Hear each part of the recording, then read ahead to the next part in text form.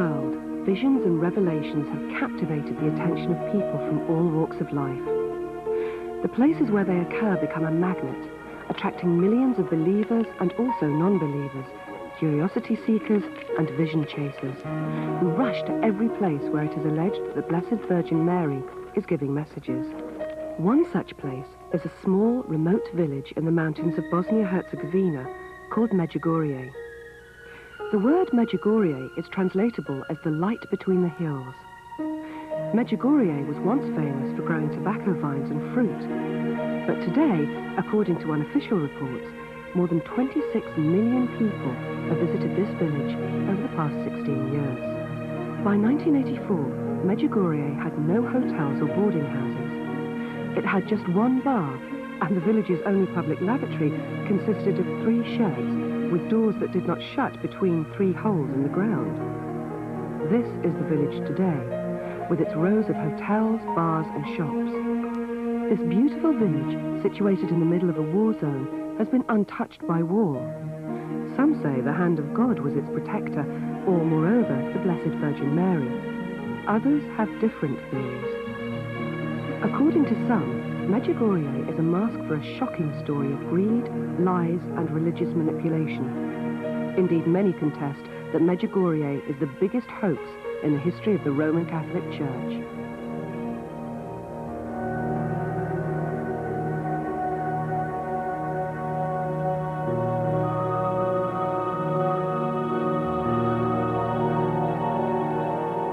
It was June 1981 when 6 children claimed to have witnessed an apparition of Our Lady. Roman Catholic Michael Davis has written many books on Catholic issues, and his latest book, Medjugorje, A Warning, discourages other Catholics from giving any credence to the alleged visions at Medjugorje. There were 2 girls. One was named Ivanka Ivankovic, and the other was called Mirjana Dragicevic. And they went outside the village of Medjugorje actually to smoke.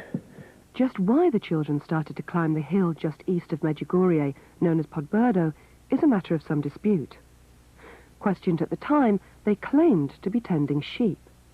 Yet later, when questioned by the Bishop of Mostar, Bishop Zarnic, one of the girls, Ivanka, was reminded that she had sworn an oath and that perjury was a sin. She quickly changed her story and admitted that they went up the hill to smoke. And when they returned home, probably just for a joke, they told their family that they'd had a vision of Our Lady, who had said to them that she would appear 3 more times, that she would appear on July the 1st, July the 2nd, and July the 3rd.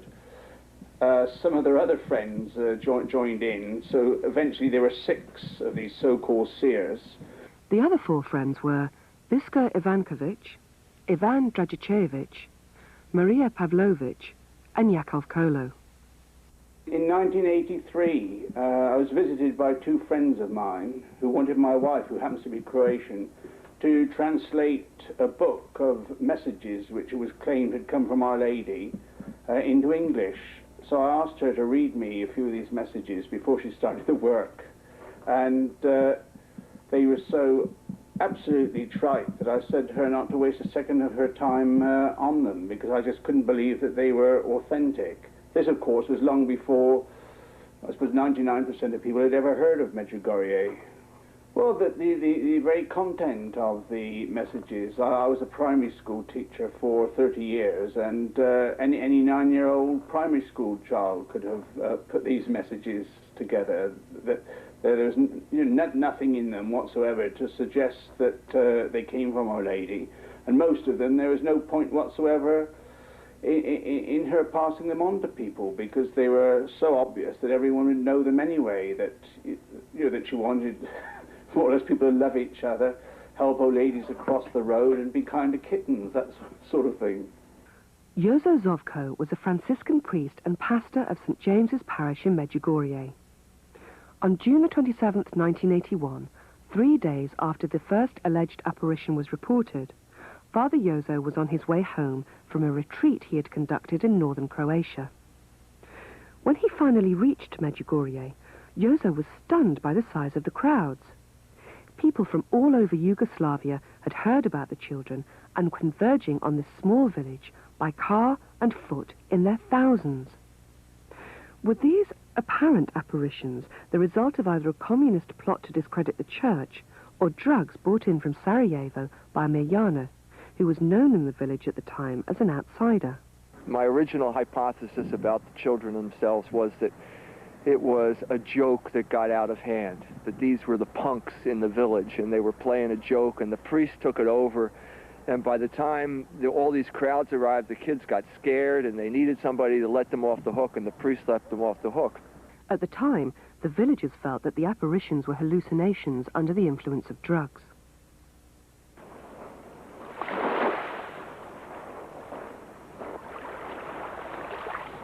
E. Michael Jones has been an outspoken critic of Medjugorje for many years.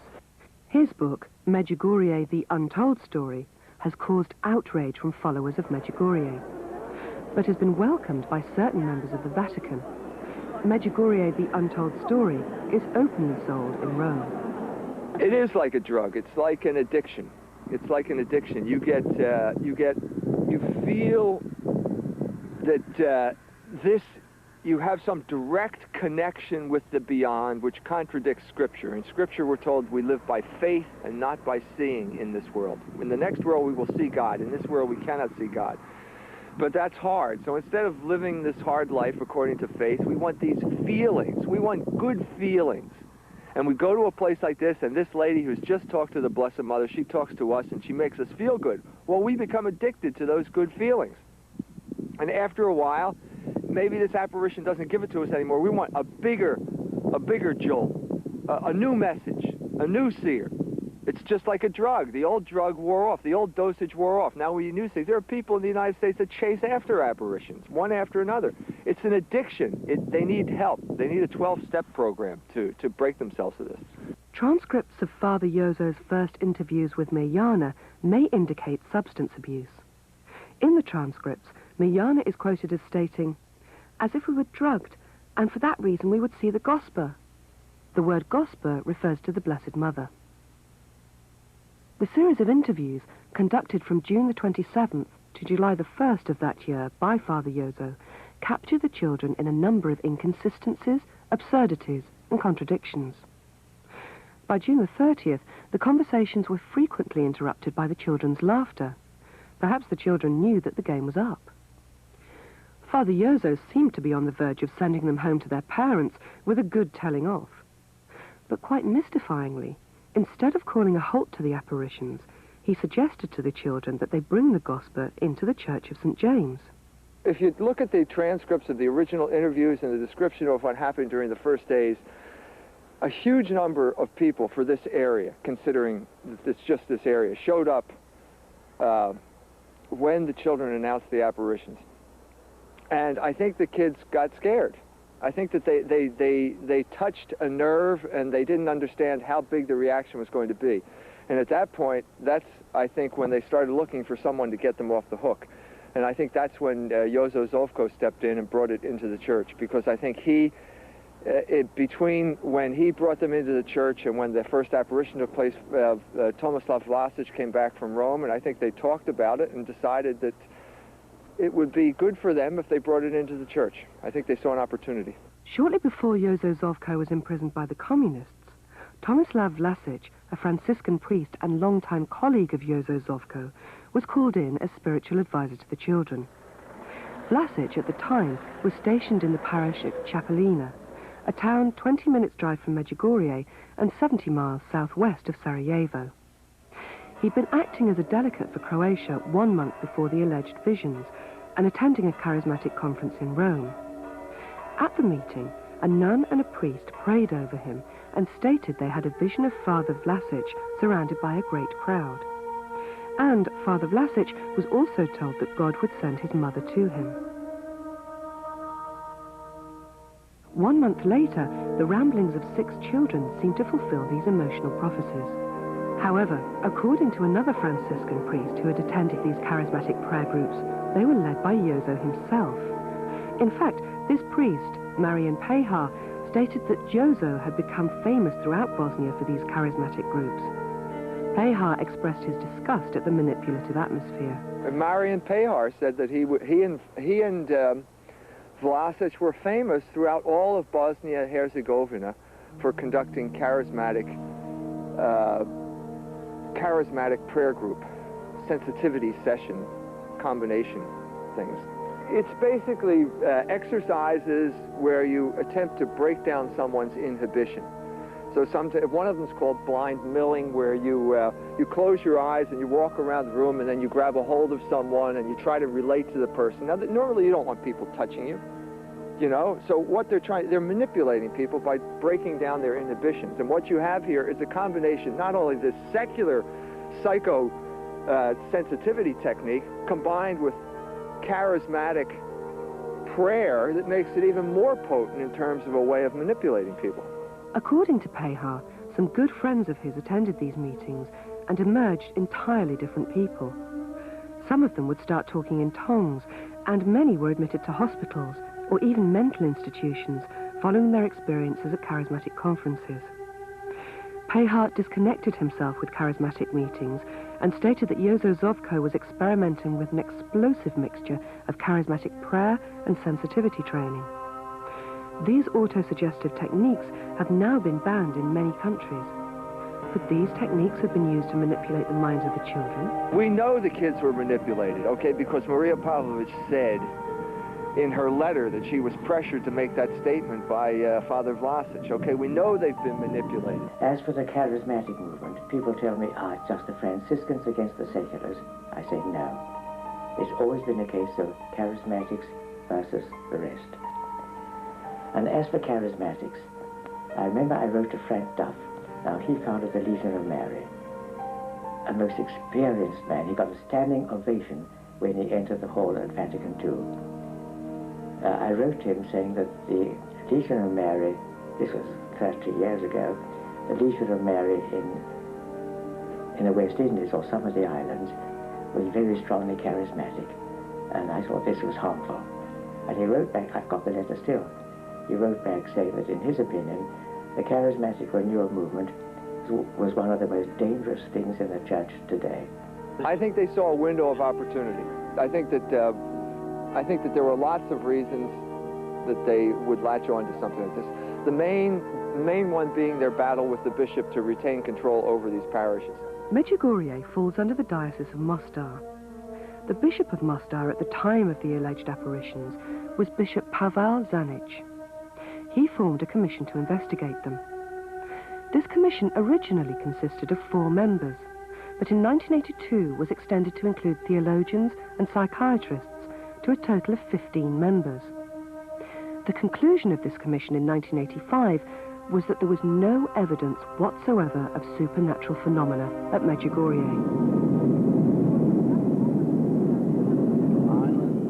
E. Michael Jones joined up with a British documentary crew when he returned to Bosnia 9 years after publishing his first book.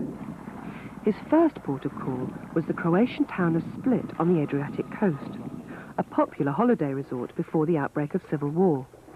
His purpose, to further uncover the influences of events at Medjugorje and the motivations of those involved.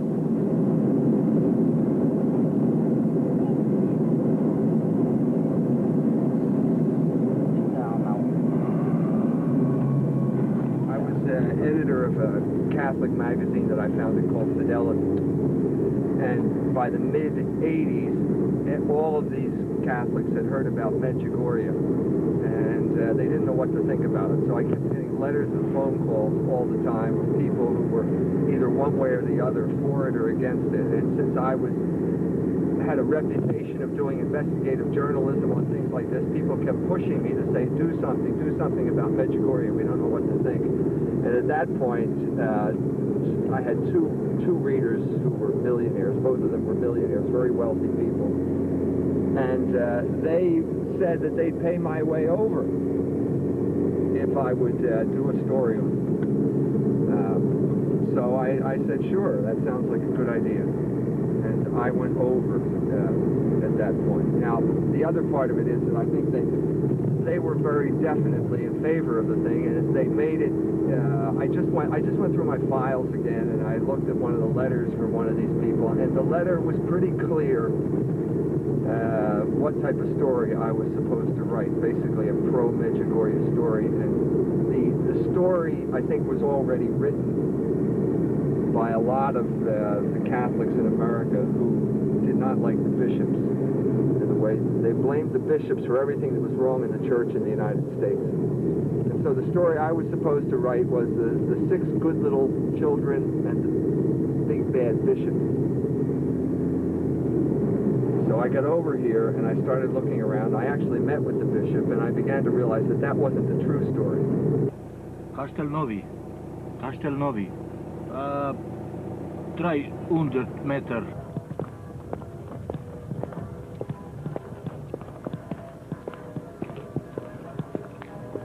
Jones found the retired Bishop Zarnic residing in a humble 2-bedroomed house on the outskirts of Split, overlooking the Adriatic Sea.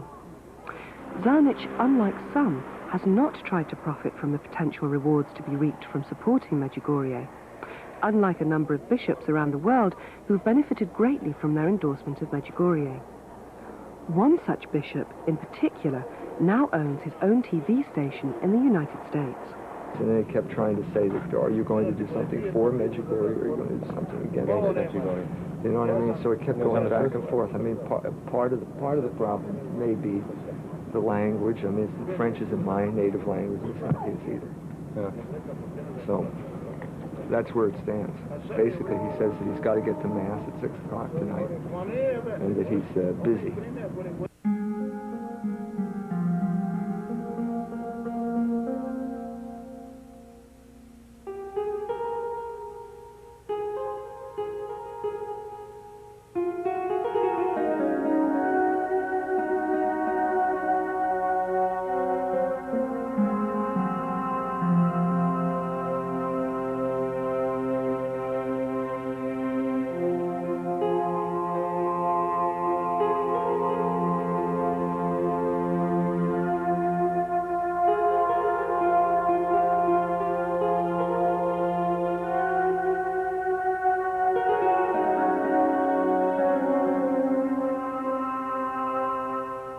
During the Second World War, he was a Japanese prisoner of war held in an internment camp in Singapore.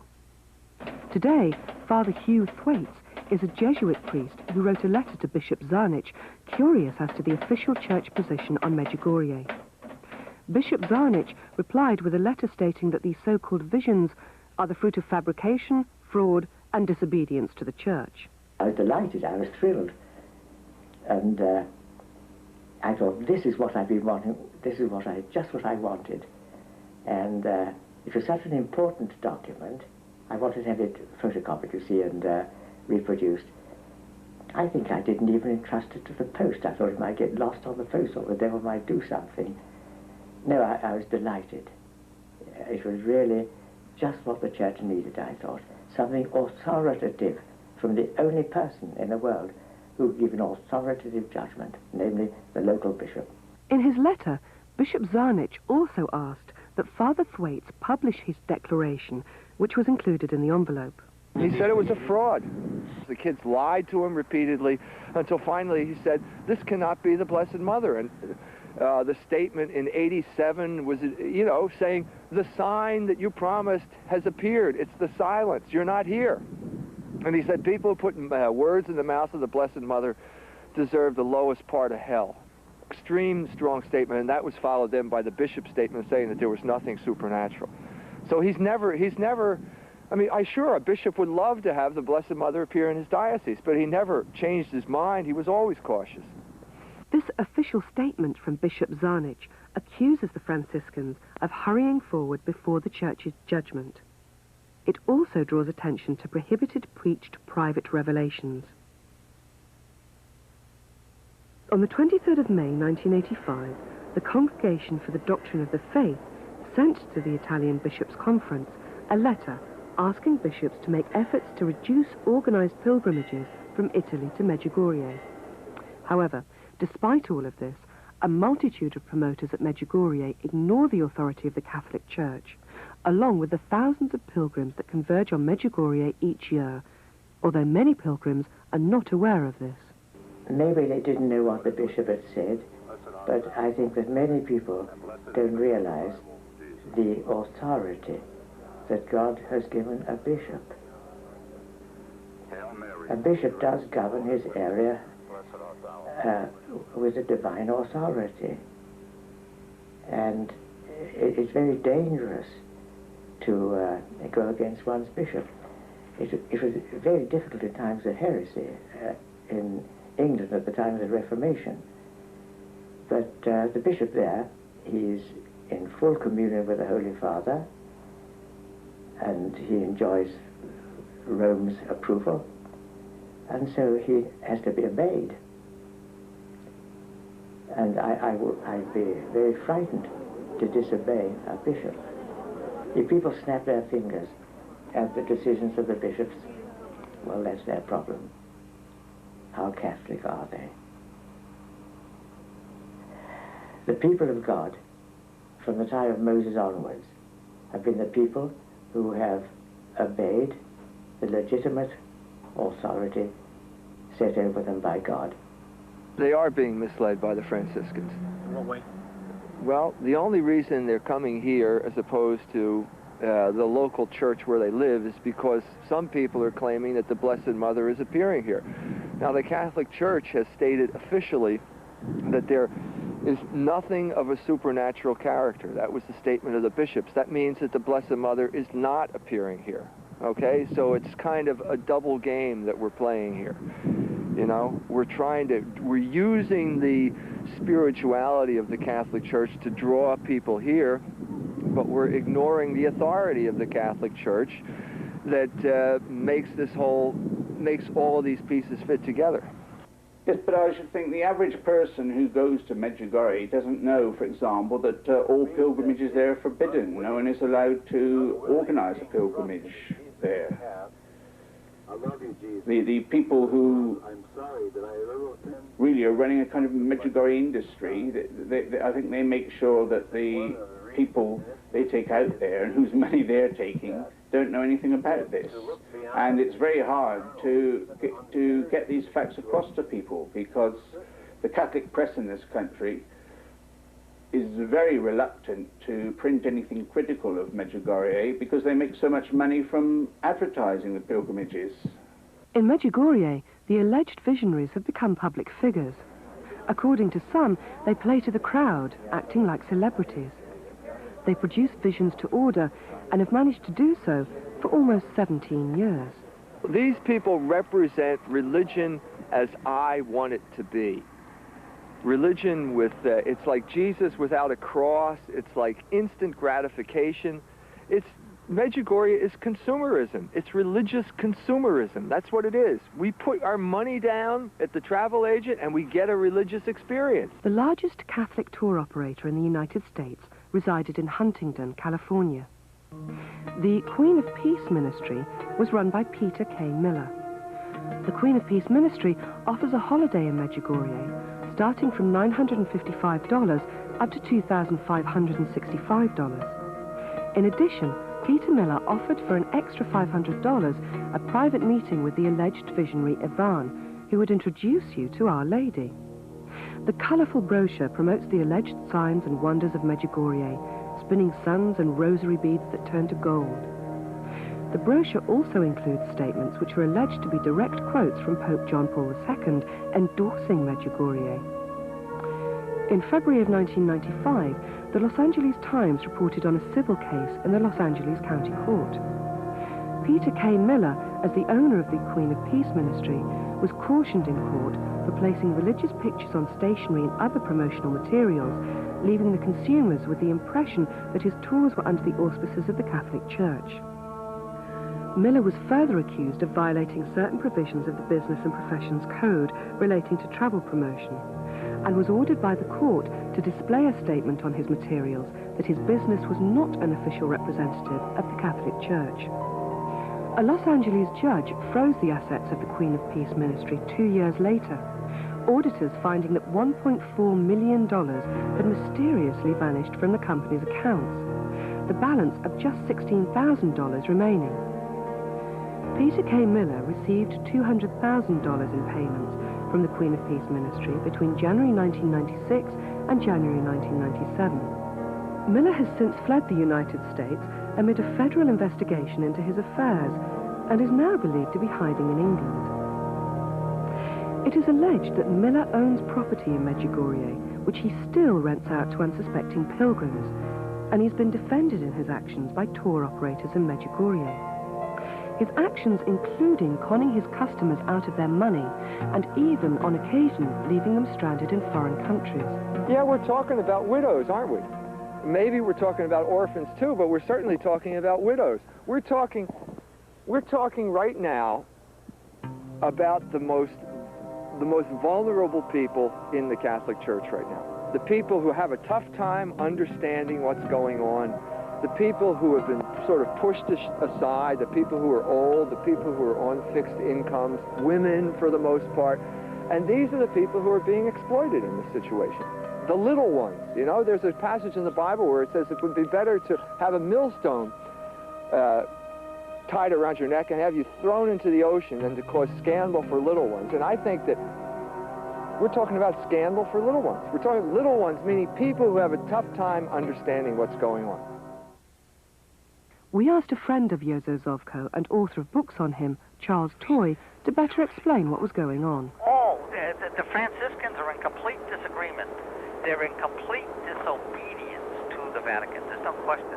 Yeah.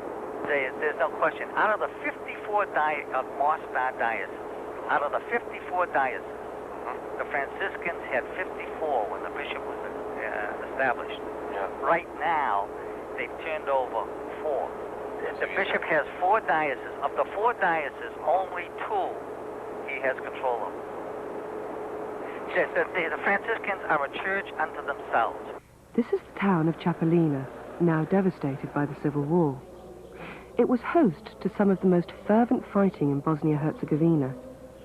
But beneath this conflict lay a more subtle conflict surrounding St. Francis Church in Chapelina. During the Pope's visit to Sarajevo, the anger of the Franciscans here was set off by the Vatican's decision to replace the Franciscan priests with secular priests, appointed by the present Bishop of Mostar, Bishop Peric. The main entrance of this church has been bricked up by the parishioners and the Franciscans in defiance of Bishop Peric and the Vatican. Privately, many say that this conflict goes beyond mere rivalry over St. Francis Church, but revolves around another Franciscan-run local religious institution, the controversial and money-spinning shrine at Medjugorje, just 5 miles north of Chapelina.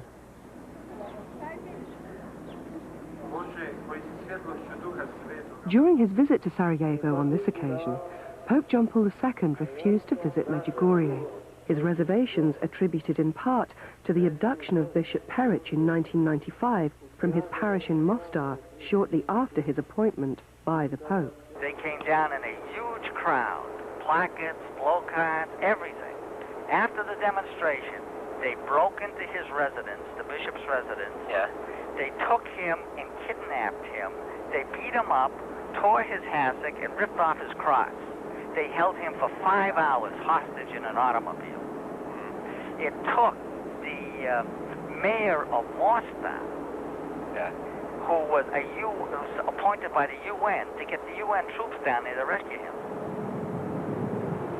Now, any time the Franciscans could have stopped that, but they didn't.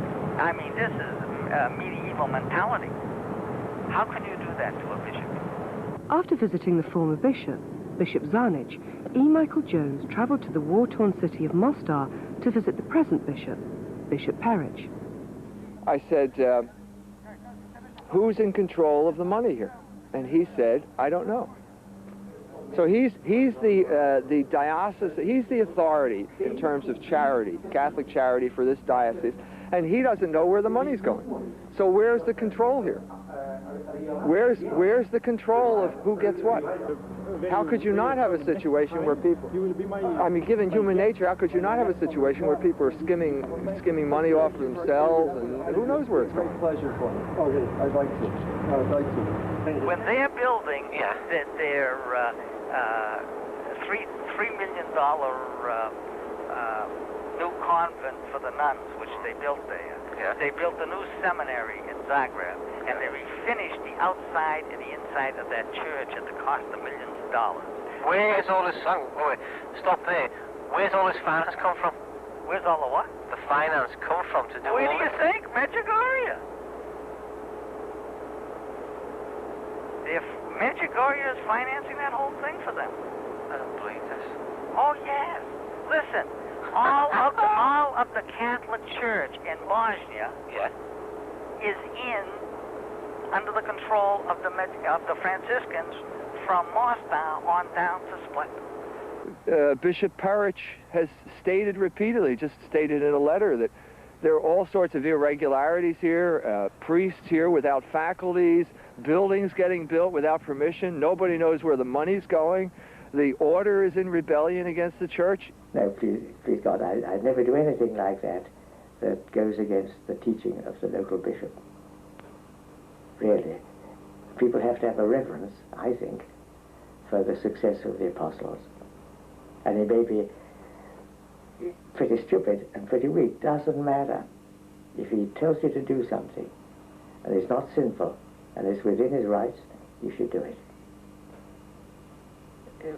The object of the exercise is holiness. And I don't see how anyone can be trying to be holy if they don't value the virtue of obedience. Our Lord said to St. Margaret Mary, I think, that there was no sin more dangerous for a religious than disobedience. Medjugorje may have caused disobedience and disorder within the ranks of the Catholic Church, but recently the tables would seem to be turning. Hardcore cult followers of Medjugorje have stated that the Franciscans now consider the alleged seers embarrassments. And Charles Torrey, who has visited the village over 20 times and who arranges many excursions to Medjugorje from the United States, has also made statements about Ivan, principally that while he preaches to pilgrims about fasting on bread and water and living humbly, he does not practice what he preaches.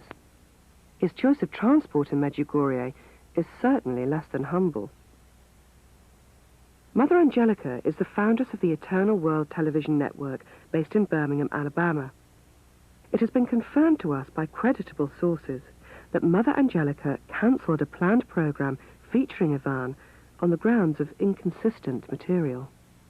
She has, over many years, broadcast a number of programs endorsing the so-called miracles at Medjugorje. One such alleged miracle that is commonly reported is that of the lighting of this cross. The cross is located at the top of Mount Crucifixa, which is a mountain directly behind the Church of St. James in Medjugorje. Mount Crucifixa stands some 1,400 feet and boasts a zigzagging path of treacherous, jagged rocks, which people old and young are encouraged to climb. Despite warnings from their doctors, many pensioners still climb the path, where the myth goes that no one can be harmed as a heavenly breeze carries walkers to the top.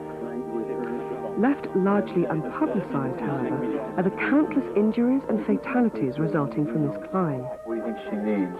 Husband wants a stretcher for her, so But from top there's two policemen. They will now fall down, and they will bring stretchers. Any doctor or nurse? Yeah, right there. Go ahead, will you, son?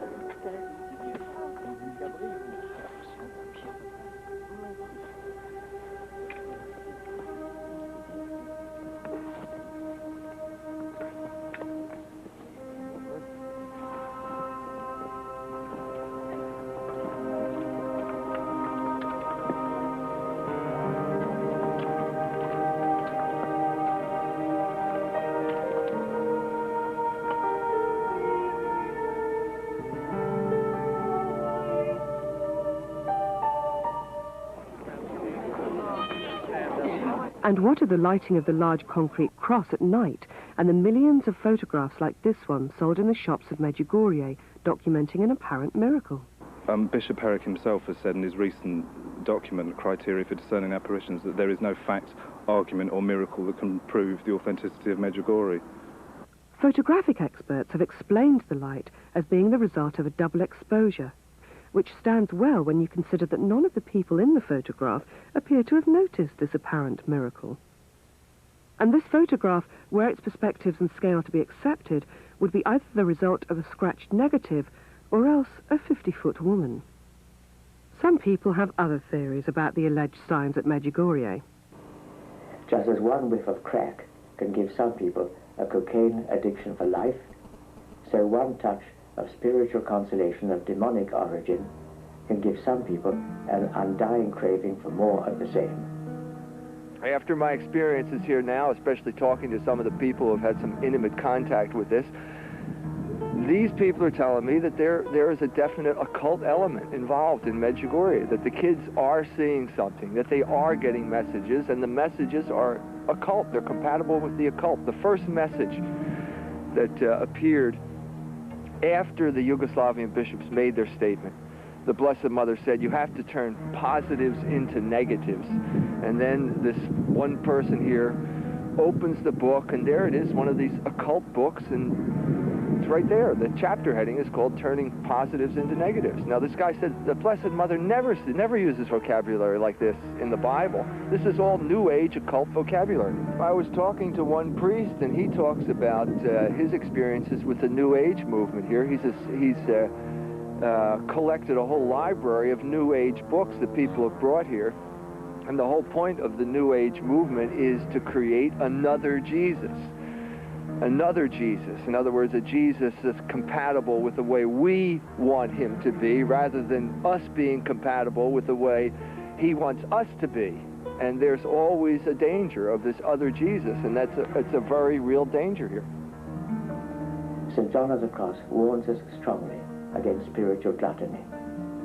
He says that we should try to resist spiritual sweetness and never on any account seek it. If it comes from God, then as soon as we're aware of it, we have already received the grace he intends to give us. God is not displeased when, on receiving his gifts, we at once turn away from the gift to regard the giver. He wants us to serve him out of love and not as mercenaries. I think this is the devil's strategy when it comes to Medjugorje. In other words, put the people in a situation where they become so attached to this drug that they will choose the drug over the Catholic Church founded by Jesus Christ to guide them to heaven. And that, if the devil can do that, he's won. So, just as mothers warn their children against experimenting with drugs, so Holy Mother Church warns us against all apparitions and messages that have not been authenticated by the Church. They may prove to be of demonic origin, and heeding them may lead to spiritual addiction. We Catholics have to be satisfied to live our life here in the darkness of faith. If we see a light that does not emanate from Rome, we should turn away from it. We should not forget our mother's oft-repeated warning, never take sweets from strangers, never go along with strangers, never even listen to strangers. All you will ever need to have, all you will ever need to know, you will get from your mother, from me, who am the bride of Christ. So, really, is the story of Little Red Riding Hood all over again, but lived out in the world of spirits. Or perhaps I should more appropriately say, is the story of Adam and Eve. Good people, guileless people, wanting to know more than they should. I think that's it. Great danger. Great danger. Within a few years of Lourdes, I read somewhere there were 60 different apparitions of Our Lady in France, all of them demonic. One of the things I find very striking is that going back to the apparitions at Lourdes, which were approved by the Church, that St. Bernadette's brother took a small toy from a pilgrim who was visiting Lourdes, and in fact she was so horrified that he had actually made some gain, and she asked him to return the toy. And when you actually compare that to the lifestyles of the seers who were brought up in Medjugorje, who are now incredibly wealthy, even by Bosnian standards, it doesn't tie in at all with what has happened with genuine seers in the past, like, as I say, like the Bernadette at Lourdes or the Children of Fatima. When you think of St. Bernadette, she was so humble, or even more, if you like, St. Catherine of Bure. No one knew she was the person until she was dying, really. The Children of Fatima have never been known to tell a lie. The virtue that these people have shown, really, Sister Lucia and the other two little children, it's very moving, their virtue. That's what And the others, St. Bernadette, most lovable saint, who everyone wants to imitate in her humility. And you're not moved in that way by the seers at Medjugorje. At the beginning, when the kids would fall down to have the apparition, they would just start talking, and everybody could hear what they were saying to the Blessed Mother. Then one of them found a book on Lourdes, and they heard that Bernadette of Lourdes did not do it this way, that she moved her lips and no sound came out. So then after they read that book, they stopped making sounds, and they did it that way. Dr. James Paul Pandarakulam has been to Medjugorje as an investigator and pilgrim. He believes that the Virgin Mary is appearing there.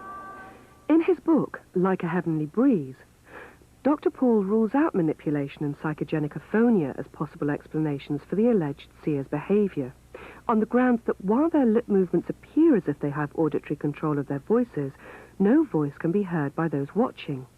This is the basis of Dr. Paul's argument, and he has stated that were somebody to disprove this point, then the children, in his opinion, would be frauds deserving of exposure. This episode was recorded in 1996 in Aylesford, England. Ivan is seen conversing with the Blessed Mother. Once amplified, it is revealed that Ivan's voice is, in fact, audible.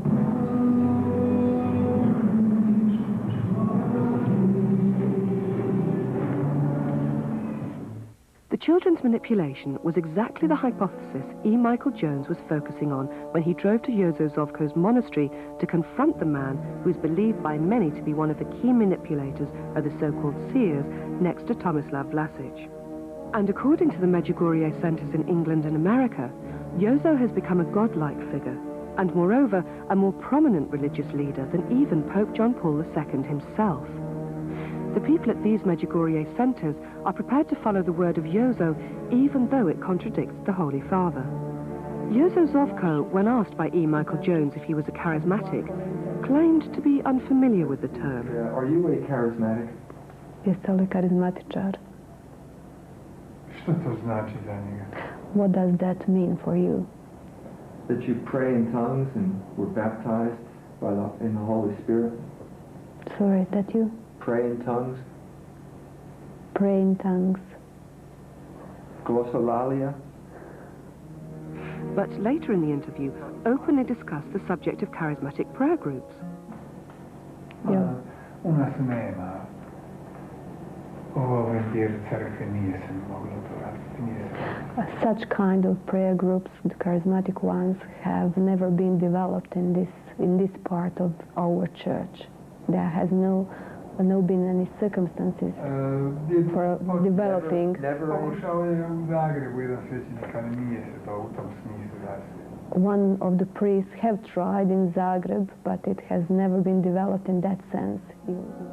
When asked about Marian Pehar, the Franciscan who had disconnected himself with Zovko's prayer groups many years before, Jozo Zovko denied all knowledge of Pehar. Do you know someone by the name of Marian Pehar? Znate li nekoga ko se zove Marian Pehar? Ne. Ko je Marian Pehar? Who is he? He was a Franciscan priest. Bio je Franjevac. He was. Pehar's own response was to refer to Zovko as a liar. When Father Zovko was in prison, wasn't Father Vlasic in charge of the parish? Zar on nije bio zadužen za žup kad ste vi bili u zatvoru? Ne, ali to pred sami kraj, ja sam bio župnik i u zatvoru, mislim, nije on preuzeo župu, posle mene je preuzeo pera. He hasn't taken over the parish. Tomislav Vlasic presented himself in a letter to the Pope on May the 13th of 1984, stating, "I am Father Tomislav Vlasic, the one according to divine providence who guides the seers at Medjugorje." Was it a case of Zovko not wanting to admit association with a Franciscan with such a dark past? This dark past came to light in November of 1984, when the then Bishop Zanic received a mysterious letter from Germany. It was from a person who claimed to have worked in Zagreb with a Franciscan priest who was then associated with Medjugorje. The letter further disclosed to Zanic that the woman who had written the letter was claiming to have had a child by this Franciscan. The woman was requesting that the bishop intervene to persuade the father of her child to help support the upbringing of the child. What was baffling to Bishop Zarnich was that there was no return address on the letter, and it was signed only with the woman's Christian name, Manda.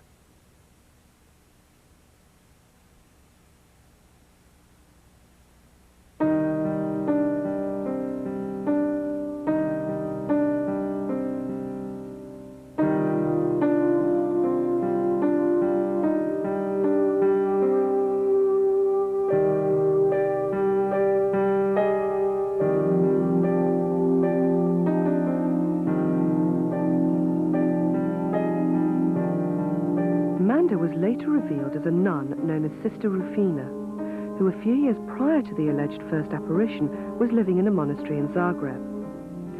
2 Franciscan priests were also dwelling there at the time, one of whom she claimed was responsible for her pregnancy. That Franciscan was Tomislav Vlasic. Vlasic had been secretly sending letters to Manda, begging her not to reveal his name, offering her a bribe of $300 and a dictionary. When confronted in person by Bishop Zarnich, Vlasic did not deny that he was the father of the child. Manda stated that during her pregnancy, she often prayed that she would die in giving birth, as the shame of lying after 18 years as a nun was unbearable. Manda was also shocked that Vlasic was appointed spiritual advisor to the alleged seers. Manda now lives in Germany, where she brought up her son, Tomo, alone. Michael Davis quotes another case of an ex-Franciscan priest involved with the 6 seers. He gave the case of an ex-Franciscan priest whose name was Ivica Vago, and on the specific orders of the Holy Father, Pope John Paul II, he was expelled from the Franciscan religious order for seducing a nun. If I can quote what Bishop Zarnich says, he refused to obey this order, that's the order coming directly from the Pope, and continued to celebrate Mass, administer the sacraments, and pass the time with his mistress. According to the Diary of Vicar and the statements of the seers, Our Lady mentioned 13 times that he is innocent and that the bishop is wrong. They were involved in sexual hanky-panky too. A nun got pregnant, and they had been suspended by their order, not by the bishop, and they were still administering the sacraments. Now this is serious business, you know. This is playing around with sacraments, which is not, no church, the church can't allow this kind of stuff. So they're going on in direct rebellion against the bishop, and then suddenly Vitska claims that the Blessed Mother appeared not once, but a number of times, and said the suspended priests are right and the bishop's wrong. Now this is impossible. This is theologically impossible, and this is why Zarnich changed his mind. He said, this cannot be the Blessed Mother if this is the type of messages we're getting. Now, Monsignor Zarnich, he can hardly be challenged when he insists that Our Lady would certainly not have stated on 13 occasions that this scandalous priest was innocent and that the bishop of the diocese was in the wrong. The seers must therefore have been lying in attributing such statements to the Mother of God. They did so at the behest of their Franciscan mentors who were manipulating them. I can give you some, what they claim were the very words of Our Lady on the subject of this priest. They said, Our Lady said, the bishop is to blame for the disorder in Herzegovina. Father Ivica Vago is not to blame. If they expel him from the Franciscan order, may he remain courageous. Ivica is innocent. It's never appropriate for someone who has taken a vow of celibacy to have sexual intercourse, no. And even less appropriate with another person who has taken a vow of celibacy, no. So it's always wrong. On April 21st, 1988, one of the alleged seers, Maria Pavlovich, quoted the Blessed Mother authorizing Tomislav Vlasic to establish a bizarre community in Parma, Italy, where young men and women were to live and work together. This caused a scandal in the corridors of the Vatican and was throwing doubt on Maria's credibility as a supposed visionary. Maria later distanced herself from Vlasic with a surprise announcement issued in both Italian and Croatian on July the 11th, 1988. In it, she stated, "My first declaration does not correspond to the truth. I have never asked the Madonna for any approval for the community begun by Father Tomislav Vlasic." She then went on to imply that Tomislav Vlasic coaxed her into making the statement and misquoting the Blessed Mother. On the weight of this, the Vatican directly ordered Vlasic back to Yugoslavia and banned his community. An anonymous source has stated that the men and women of this community were involved in more than simply living and praying together. 16 years after the first alleged apparition in Medjugorje, it is the responsibility of their new spiritual advisor, Slavko Barbarish, to manage the engagements of these worldwide religious celebrities. A difficult task when you consider that they now refuse to cooperate with each other and are very rarely seen at Medjugorje, as most of them now live abroad. There are now many pilgrimages in a number of countries devoted to followers of the Medjugorje cult. One such regular engagement being this one, which takes place every summer at the Friary in Kent, England. In the summer of 1996, Ivan attended. Will you come back to be with us next August bank holiday? Will you come back next year? Sigurno da, ali ne sam. Okay, I'll be back sure next year, but I won't be alone. Yet in 1997, Ivan was politely asked by a bishop in England not to attend the gathering in Kent during the summer this year. This is not the first time a prophecy from Ivan's lips has proven fruitless. Ivan stated to the investigating commission that the Madonna had told him that a sign would appear during the 6 months after her first appearance in Medjugorje. 16 years on, the world still awaits this sign. On another occasion, Ivan quoted the Blessed Mother as stating that he would become a priest. Yet since then, he has been expelled from 2 seminaries, the last one being Dubrovnik, due to poor grades. In 1994, Ivan married the former Miss Massachusetts, Laureen Murphy, whom he married in Boston. One is forced to wonder how the two communicate, since Ivan is apparently unable to address English-speaking crowds without first using a translator. And on the day of his wedding, Ivan apparently witnessed an apparition of Our Lady, who now purportedly follows him around the world. A television crew was at Kent this year, commissioned by Channel 4 to produce a documentary for the series Dispatches, which is not known for producing complimentary material, but for uncovering scandals. This particular documentary crew were following up on information provided to them by the producers of this programme. As for the messages allegedly provided by the Blessed Mother... And they now claim to have spoken to Our Lady on 24,000 occasions, which is a little more than the 3, which she is supposed to have originally promised them. It's one of the signs that it is not authentic is that it has lasted this long. All the people who have written about this in the church say they can't go on for a long time. It's a sign that it's phony if it goes on for a long time. Fatima was 6 messages over basically a 6-month period. Lourdes, I think, was even fewer. If it goes on 16 years, look, the Blessed Mother didn't have this much to say in the Bible. Author Charlie Toy quotes the current spiritual advisor of the alleged seers, Father Slavko, as saying that nothing new is in the messages, but that each of the successive messages merely paraphrase earlier ones. The present messages, however, come from Maria Pavlovich, who lives in Italy. They are then transmitted from the Church of St. James via the internet by so-called Sister Emmanuel, who is actually an impostor without a faculty in Medjugorje. During the Yugoslavian Civil War, both the Franciscans and the Visionaries campaigned worldwide, raising funds in the name of relief. From the United States alone, tens of millions of dollars were donated to them. The details of the distribution of this money remains to this day a mystery. It is clear that both the Catholic Church and the present Bishop of Mostar do not accept the reports of occurrences in Medjugorje as supernatural. The official statement from Bishop Peric goes as follows: there is no fact, argument, affirmation, or miracle. When he endeavours to visit the parish of St. James at Medjugorje, he states, there are disorders there, Franciscan priests there with no canonical mission. Religious communities have been established without permission. It creates confusion and division, and not simply in its own diocese.